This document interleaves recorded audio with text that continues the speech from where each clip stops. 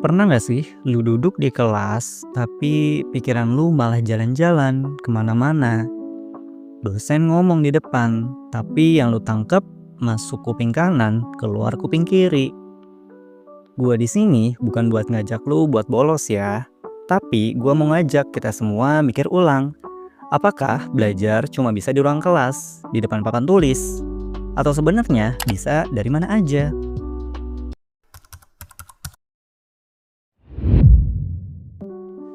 Lu tahu nggak, di zaman Yunani kuno, Socrates ngajarin murid-muridnya bukan di kelas, tapi di taman sambil jalan. Ini yang disebut dengan Socratic Method.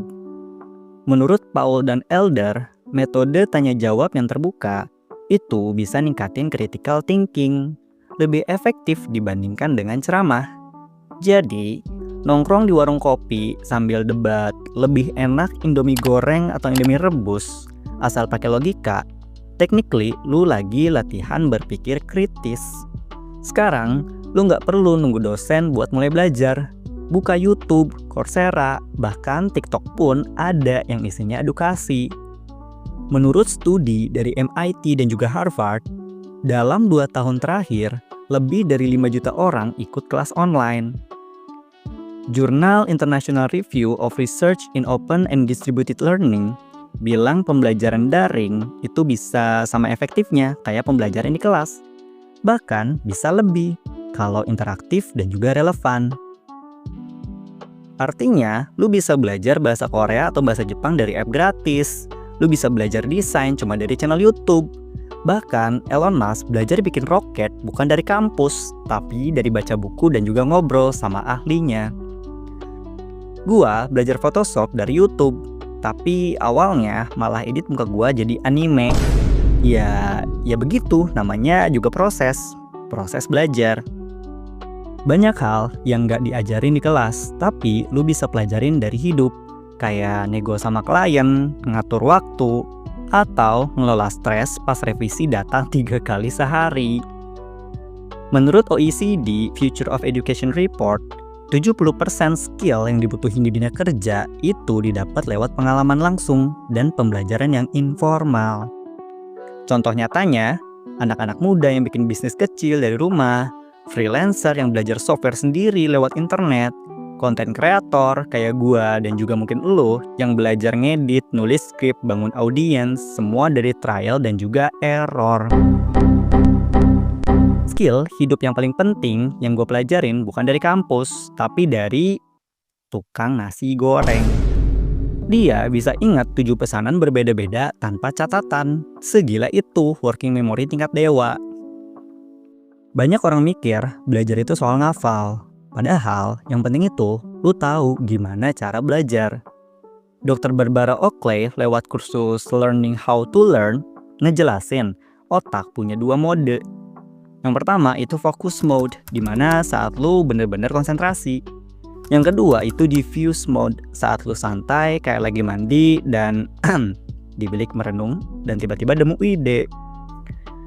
Scientific American bilang kombinasi antara belajar terfokus dan waktu istirahat justru ningkatin kreativitas dan juga pemahaman jangka panjang. Kadang gua nge-stuck nulis ide, tapi pas lagi nyapu atau masak mie, tiba-tiba nemu ide video baru. Ajaib sih, tapi nyata. Terus, gimana sih cara belajar di luar kelas? Ya nih, gue kasih tahu. Yang pertama, lu bisa tentuin tujuan lu sendiri. Lu mau jago ngedit, mau lancar bahasa Jepang, ya apapun itu, tulis tujuannya. Jangan cuma ikut arus. Yang kedua, lu bisa manfaatin platform yang gratis. Contohnya YouTube. Di YouTube ada crash course, ada Skillshare, dan masih banyak yang lainnya. Terus juga lu bisa manfaatin Coursera, edX.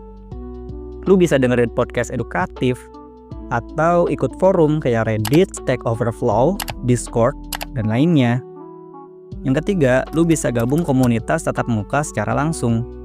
Belajar bareng orang lain itu bikin semangat, banyak diskusi, dan juga dapat feedback. Yang keempat, lu konsisten, tapi fleksibel.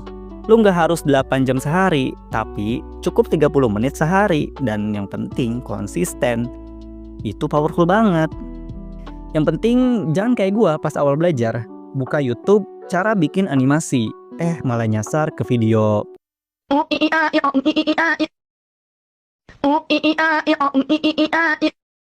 2 jam gua hilang. Produktif sih, produktif buat kucing akmalnya.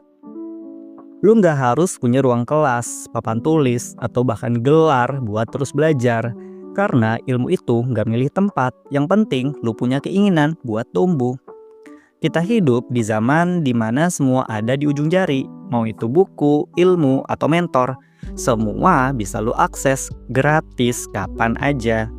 Dan kalau lo ngerasa udah telat atau susah mulai, nih gue cuma mau bilang, kita masih bisa belajar, masih bisa berkembang, dan masih bisa jadi versi terbaik dari diri kita sendiri. Jadi yuk kita mulai hari ini, karena belajar itu bukan soal kelas, tapi soal keberanian untuk terus penasaran. Kalau lu suka video ini, jangan lupa like, komen buat interaksi, dan subscribe channel Kita Masih Bisa buat konten belajar yang santai tapi berisi. Gua tunggu cerita belajar lu di kolom komentar ya.